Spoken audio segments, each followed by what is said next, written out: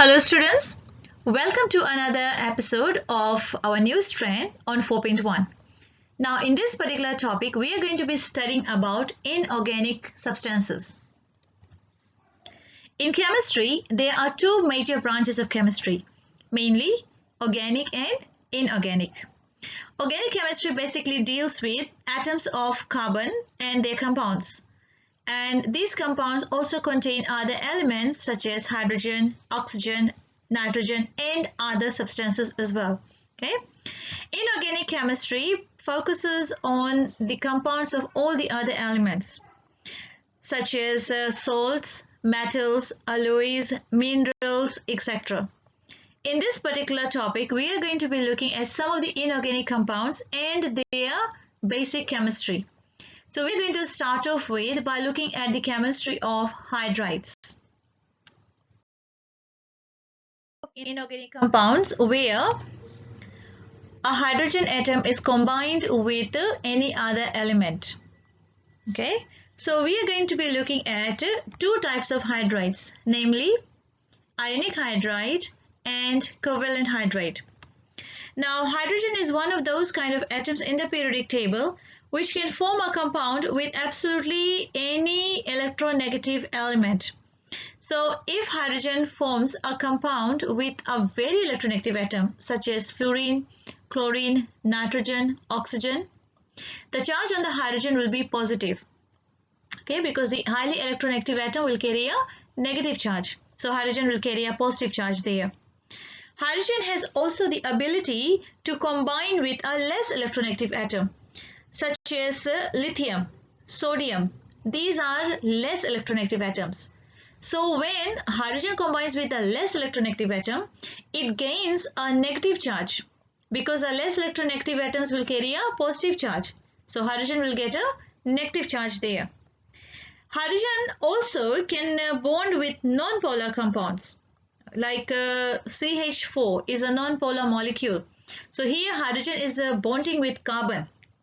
So in that case, the electrons of hydrogen and carbon are being shared. Okay. So let's try to look at a periodic table and see a range of possibilities of how hydrogen can combine with different elements. Now if you're looking at the periodic table, you can see here that hydrogen can combine with absolutely anything in the periodic table except for those in group 8. Because in group 8, the atoms are already stable. They do not want to form a bond with anything else. Okay. So if you're looking at group 1, starting with lithium hydride. Lithium hydride is a metal hydride. So lithium, sodium, potassium, rubidium, cesium.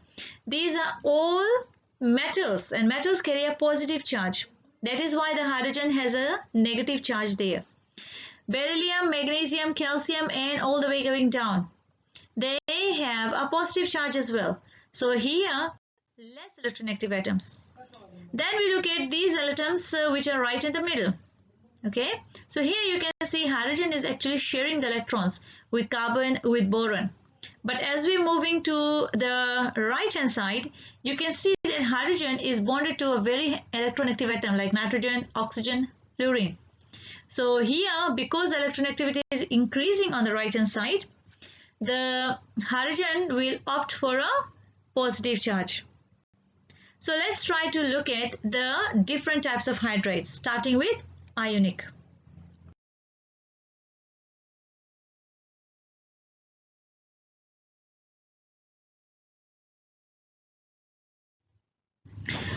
Ionic hydrides are also known as saline. That means they are compounds which are made of group 1 or group 2 atoms bonded with a hydrogen atom. So in this case, the group 1 or the group 2 metals lose electron and the hydrogen atom will gain electron. Thereby, they form ionic bonding. So ionic hydrides are ionic compounds which consist of ionic bonding. Now due to the ionic bonding which is very strong, they have the following properties. Number 1, they are thermally stable. That means at even though you apply heat, the substance is not going to break up due to the strong ionic bonding. They have high melting and boiling point, again due to the strong ionic bonding. Exist as solids at room temperature again due to ionic bonding. So the ionic bonding is so strong that the positive and the negative particles, they cannot separate out on their own. That's why they are held tightly together in a solid state. They are conductors of electricity only in the molten or solution form, but they do not conduct electricity in the solid state. Now, in order for anything to conduct electricity, there must be free movement of ions or electrons. In the solid state, ionic hydrides have positive and negative ions held tightly together. They are not free to move. Thus, they cannot conduct electricity in the solid state. But when they are molten or they are in a solution form, the positive and the negative ions are free to move around, which is why they are able to conduct electricity. Organic compounds are non-polar compounds. Well, most of that is. Okay, most of the organic compounds are non-polar. So, ionic hydrides have the ability to dissolve in water. They are highly soluble in water. That makes them polar molecules, which is why they will not be able to dissolve in non-polar organic compounds. Ionic hydrides have the ability to react with water to produce hydrogen gas and basic solutions, which makes ionic hydrides basic in nature. Okay, so we're going to look at these reactions when we study the ionic hydrides of different elements. Okay, so it is very important, class, to understand that ionic hydrides are basic in nature because they can react with water to produce basic solution, which is hydroxide. Okay, they produce metal hydroxide. The second property of an ionic hydride is that they can act as reducing agent. Anything that can absorb water is a reducing agent. And why? It's a drying agent, sorry, not a reducing agent. Anything that can absorb water is a drying agent because of its ability to react with water. So one of the properties of ionic hydrides we have seen already. Number one, they are basic in nature. Okay. Number two, they can be used as a drying agent. And the third one, they can act as reducing agents. So we're going to be looking at how they are able to be reducing agents by looking at their reaction with water. Now, one of the most powerful reducing agents in inorganic chemistry is lithium aluminium tetrahydride. Okay, as you can see here, lithium and aluminium is a metallic ions, while hydrogen is a non-metal. So that's a ionic hydride. Now let's look at some of the different ionic hydrides and the property of each of the ionic hydrides across the period. So, properties of the first ionic hydride, which is lithium hydride.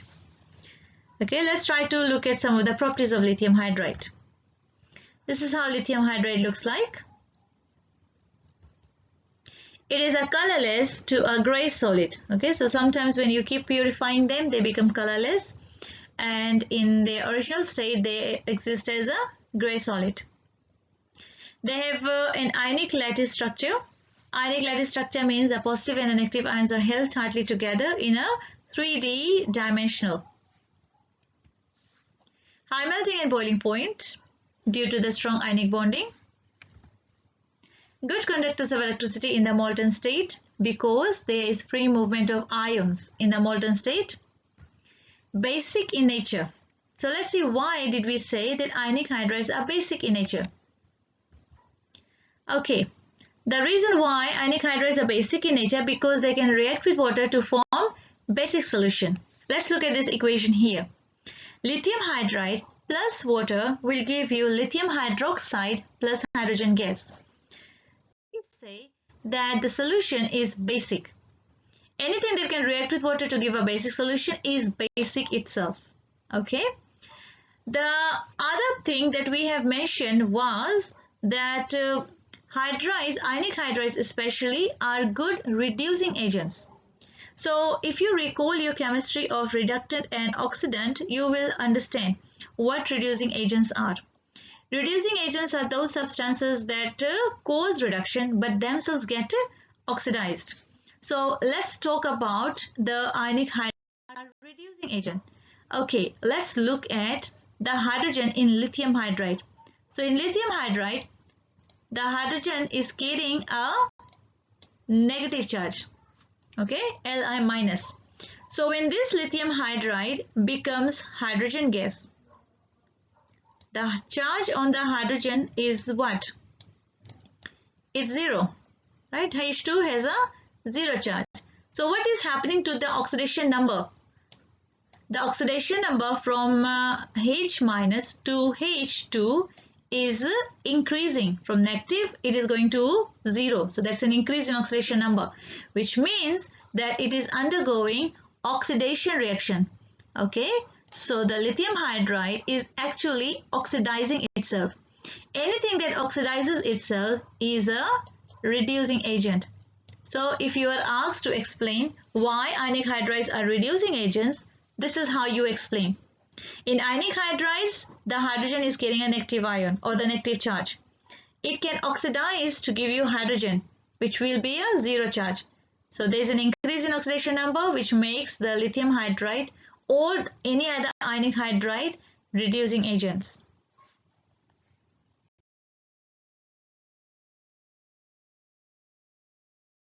Beryllium hydride.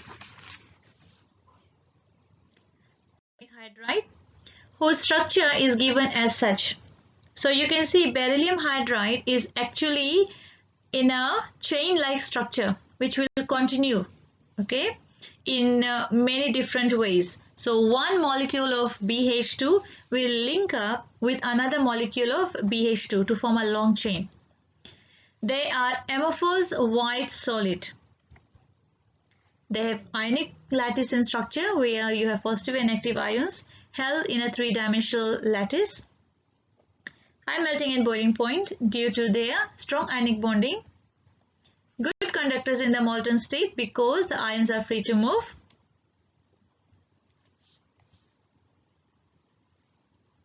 Oxide and hydrogen gas. Again, on the same note, we can say that it is also a reducing agent because the hydrogen ion in beryllium hydride is a negative ion which will oxidize to hydrogen gas, that's 0 charge. Okay, so because it's oxidizing, it is acting as a reducing agent.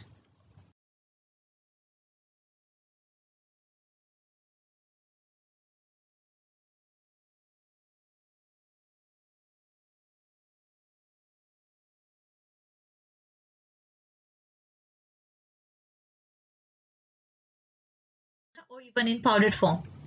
A white or a gray solid which has an ionic lattice structure, high melting and boiling point. Okay, you can make a note of the temperature given there around 300 degrees Celsius, which is very high. A good conductor of electricity in the molten state. Basic in nature, again due to the fact that it reacts with water to form basic solution, and this is how sodium hydride will react with water to form sodium hydroxide and hydrogen gas.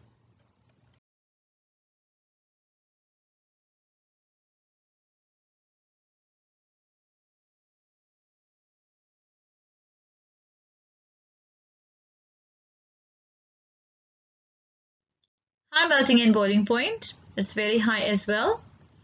Good conductive electricity in the molten state. Basic in nature because of the reaction with water. So you can see magnesium hydride can react with water to form magnesium hydroxide and hydrogen gas.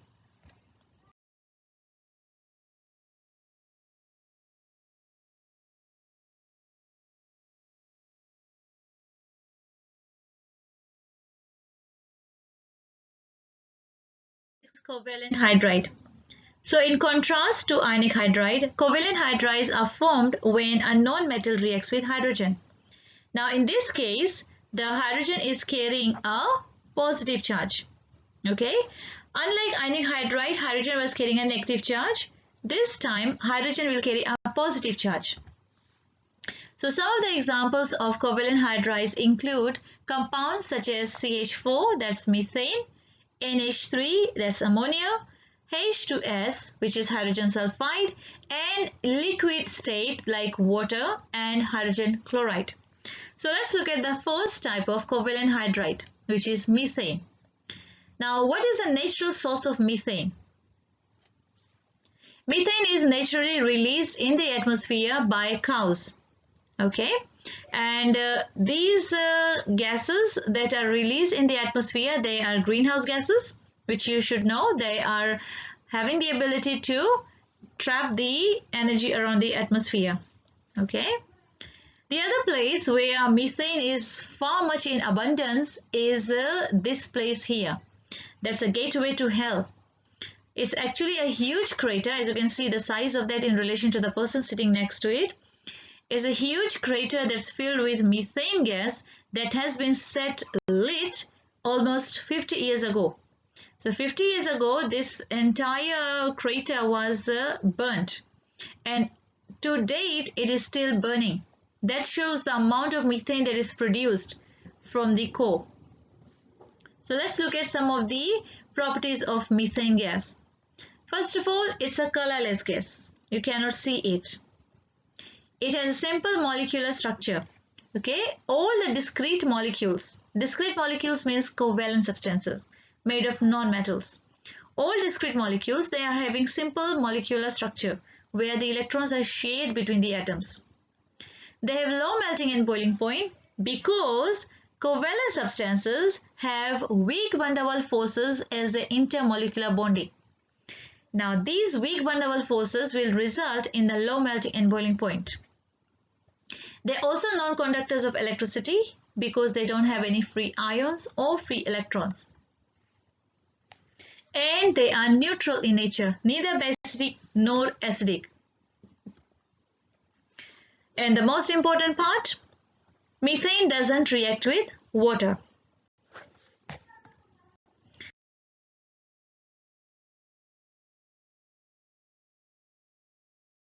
Ammonia. Ammonia is a colorless gas that has also a simple molecular structure, low melting and boiling point.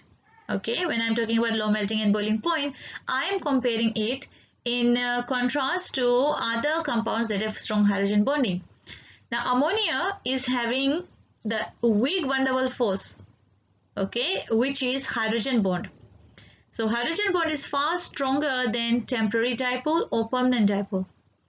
So, if you compare the boiling point and the melting point of ammonia with water and hydrogen fluoride, it's going to be quite low. They are non-conductors of electricity because of the non-availability of the electrons or ions. Basic in nature. And why is ammonia basic in nature? We have learned that in aqueous chemistry. Because ammonia can react with water to form ammonium hydroxide. Ammonia is a Lewis base. Okay, so Lewis base is going to donate lone pair of electrons. It can also be a Bronsted base because it can accept a hydrogen ion, a proton. And you can see the reaction of ammonia with water. So here ammonia is accepting a proton from water to form ammonium ion and the conjugate acid. Okay, so ammonium ion is a conjugate acid. Water is going to lose a proton to form a conjugate base, which is hydroxide ion.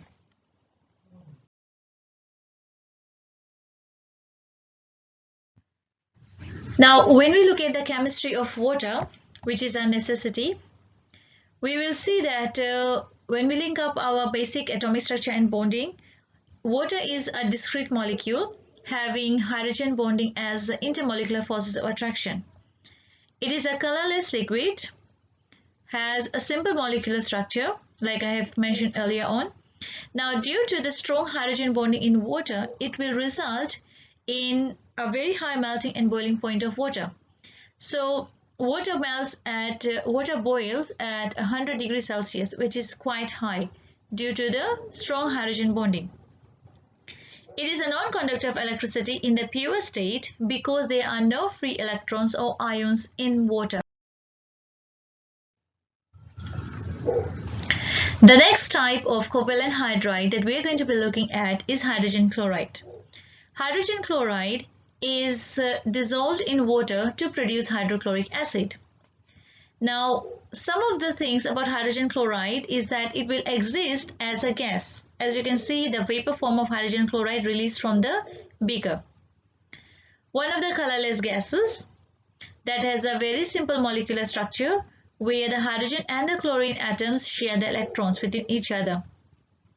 It has a low melting and boiling point due to the permanent dipole or dipole-dipole attraction between the hydrogen chloride molecules. A non-conductor of electricity because of the non-availability of the ions or electrons. And then it is acidic in nature simply because it can react with water by donating a proton. Anything that can donate a proton is acidic in nature. Okay? And you can see the reaction given here. HCl will donate a proton to H2O to form hydronium ion, which is a conjugate acid. So water will form hydronium ion. So water is a base, hydronium is a conjugate acid. HCl, by donating a proton, has formed Cl-, which is a conjugate base. So now that we have looked at the properties of the ionic hydrides and covalent hydrides, let's try to summarize what are some of the general trend of these hydrides across and down the periodic table. So to begin with, we are going to be looking at the first property in terms of the bond polarity. When we talk about a bond polarity, we are looking at a bond which carries a slight negative and a slight positive charge. So one of the things that we notice about the hydrides across a period is that the bond polarity is going to across a periodic table and it is going to decrease down the group. Now why does a bond polarity increase across a period? As we go across a period, the electronegativity of the atoms is going to increase. So fluorine is the far most electronegative element in the periodic table. So when a very electronegative atom is combined with the hydrogen, okay, it will have a vast or a lot of electronegativity difference. So the more electronegative atom and the less electronegative atom will carry a large electronegativity difference. The larger the electronegativity difference is, the more polar the bond is, which is why the bond polarity is increasing across the period. So we will say that sodium hydride, which is on the left hand side of the periodic table, is less polar compared to HCl, which is on the far right hand side of the periodic table. Similarly, we can look at the trend going down the periodic table and say that as we look down the periodic table in the group, the electronegativity decreases. So the element which is right at the bottom of the periodic table in the group is going to be very low electronegative value. So between that atom and hydrogen, the electronegativity difference will be quite low, which makes the bond less polar. That is why the polarity is going to decrease down the group. Okay. So this is basically what I have explained here. The bond polarity is increasing across the period due to the increasing electronegativity of the elements. And it is decreasing down the group because of the decreasing electronegativity of the elements down the group. So you can have a look at the periodic trend here. We have learned a similar concept when we looked at periodic trend in atomic structure and bonding. You can go back to that video to find out more about electronegativity. The next trend that we are going to be looking at in the periodic table of hydride is the bond strength. How strong are the bonds across and down the group?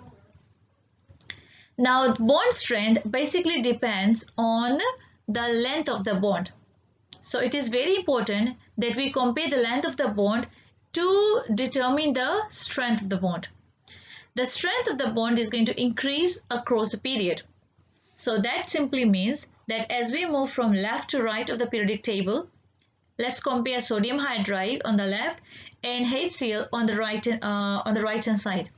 So between NaH and HCl, HCl will have a very shorter bond because across the period the size of the atom is decreasing. Atoms get smaller, So the bond length between two atoms will be smaller. Now, in order to, so if I am looking at hydrogen, okay, and chlorine. So between hydrogen and chlorine, let's compare the size. Hydrogen is relatively small, and when it combines with chlorine, which is smaller than hydrogen, let's look at the distance between the two atoms. So we are going to look at the distance by looking at the radius. So the radius of one atom to the radius of the other, this is the bond length. Okay, then we look at sodium hydride. So between Na and H, let's compare their bond length. So sodium is much bigger than chlorine. Okay, so the size of sodium is going to be quite big, and we have hydrogen here, just quite small. So now you can compare the length between sodium hydride. Look at the length here, and HCl, look at the length here. The length of sodium hydride is quite bigger, quite longer compared to HCl, which means sodium hydride bond length is longer and weaker. HCl bond length is shorter and stronger. Same thing we look at down the group. So down the group, the atoms are getting bigger. So the bigger the atoms are, the longer the bond will be, which means the bonds are getting weaker. Okay. So the bond strength decreases down the group because of the bond length strength. Okay, the bond length is increasing. The longer the bond length is, lesser the strength is. And then you can compare the bond length of these hydrides down the group of group 7. So HF, shorter bond length because the atoms are very smaller. Fluorine is very small compared to iodine. Iodine is very large. That's why the bond length between iodine and hydrogen is quite longer. So which of these bond is going to break easily? The bond that is weaker will be breaking easily, and the weaker bond is always the longer bond. So that means HI bond is going to break easily compared to the HF bond. So that means HI bond is more unstable while HF bond is far more stable. Okay. Now we talk about thermal stability. The word thermal stability simply means the ability for the molecules to remain intact as heat is applied to them. So thermal stability will increase across a period because the bonds are getting shorter. So when the bonds are getting shorter across a period, why is the bond getting shorter across a period? Because the atoms are getting smaller. The smaller atoms will have shorter bond length, which means the bond length are more stronger. Stronger bond lengths are very hard to break. So that means they have a high thermal stability. On the other hand, when we do looking down the group, the atoms are getting larger. So the bond length is going to increase down the group. Longer bond length are weaker bond lengths, which means they can break easily. Now we look at the final trend of the hydrides, which is acidity of the hydrides. So let's compare the trend of the acidity across the period and down the group. Now when we're looking at the trend across the period, remember the hydrides are divided into two groups, ionic and covalent. So let's look at ionic hydrides. In ionic hydride, the hydrogen is carrying a negative charge, which makes the hydride a proton acceptor. Okay, so anything that is accepting a proton is basic in nature. The other reason we said ionic hydrides are basic in nature is because they react with water to produce hydroxide ions. So both of these reasons are valid to explain the basic behavior of the ionic hydrides. Then we look at the covalent hydrides.